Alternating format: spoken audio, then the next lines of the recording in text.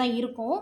Deep freezer வேண்டாம், அதாவது நம்ம கிட்டேருந்து வாங்கி கீ மேக் பண்ணுறதுக்காக வாங்குறவங்க எல்லாருமே வந்து புளிக்கணும். ஒரு 2 டேஸ் வந்து வெளியில் ரூம் டெம்பரேச்சரில் வச்சு ஒரு வெண்ணெயோட புளிப்புத்தன்மை வந்ததுக்கப்புறம் நெய் காய்ச்சணும் அப்படின்னா நெய்யோடைய அரோமா நல்லாயிருக்கும்.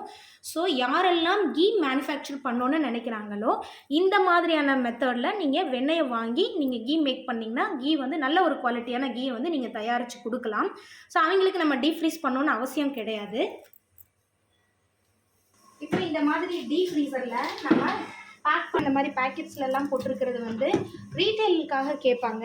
1/4 கிலோ பேக்கெட்டு, 1/2 கிலோ பேக்கெட் போட்டு டீப் ஃப்ரீஸ் பண்ணி வச்சுருவோம். நம்ம போட்ட டின்னெல்லாம் வந்து இந்த மாதிரி ஃப்ரீசரில் ஃப்ரீஸ் பண்ணி வச்சுருவோம். ஸோ எப்போ கஸ்டமர் கேட்டாலும் நம்ம ஃப்ரெஷ்ஷாக கொடுக்கறதுக்காண்டி.